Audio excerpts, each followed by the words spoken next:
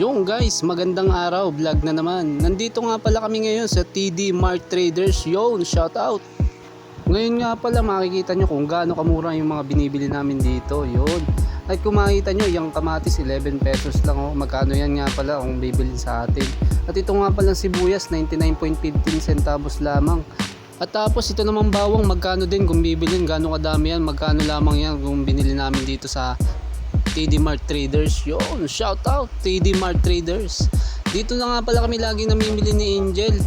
At diyan nga pala kung mapapansin nyo, tumitingin siya ng spaghetti sauce kasi magluluto uli yan ng spaghetti.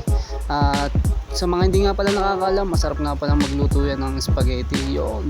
At si Carl nga pala ang iniinggit niyan pagka nagluluto ng spaghetti. Yun, shout out Carl Angelo Cuevas. Yun. At yan na nga, bumibili nga siya ng asukal, kung ano pa. Sabi ko naman di yan eh.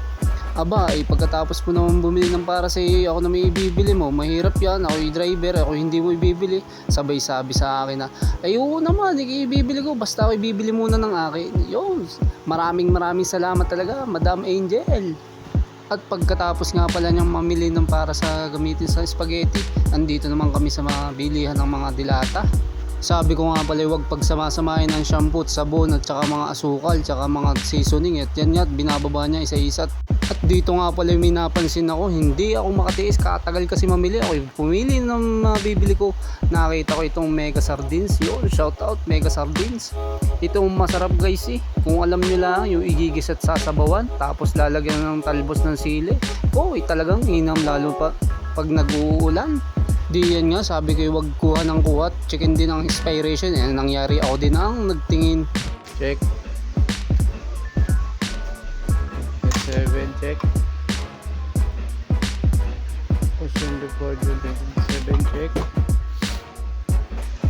Check. Check. Check. Tapos din pinatingnan pa namin ang presyo ng mamasitas, yung maliit at malaki. Sabi ko ibilhin na yung malaki. Titingnan mo pa pag sa dami mo nang binili, yan pa ang pagtatalunan natin. Yan nga, pinagpilian pa nga namin yan, malaki at maliit na mamasitas. Ayan, nangyari malaki din nga pala ang binili niya Sabi ko nga pala kay Madam Angel, kita na, napakarami na nito, napakahirap na nitong bitbitin pag sobrang dami na, tayo nakamotor lang. Sabi nga pala ni Madam Angel, oo nga pala siya, kita na. Sabi ko din inahapon Ayan nga, dali-dali ko na nga ibababayaan. Di yan sa may hagdan. Sa second floor nga pala yan.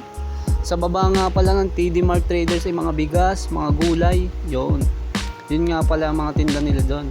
Habang papunta nga pala kami sa cashier, may napansin ako. Yung susundan namin, pagkakadami nga palang binili. Isa naman ang cashier ngayon diyan at absent yata. Ayan nga, kung mapapansin nyo, napakahaba ng aming pipilahan. Ang daming binili ng aming sinusundan. Palibhasa ay napakamura nga dito sa TD Mart Traders. Talagang maraming bumibili. Tsaka marami, isang tao lang talagang napakaraming binili. Yan nga kung mapapansin nyo, talagang pagkakahaba.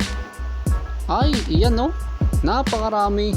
Kung mapapansin ninyo, isang tao lang may-ari niyan. Nakita nga pala kami diyan ni Madam. Sabi umuna na kami pagkatapos nung pinapunch na konti nung cashier. Sabi namin siya, ma'am, maraming salamat sa inyo.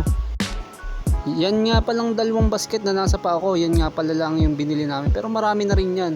O siya guys, dito na lang. Maraming salamat sa panonood. Bye bye!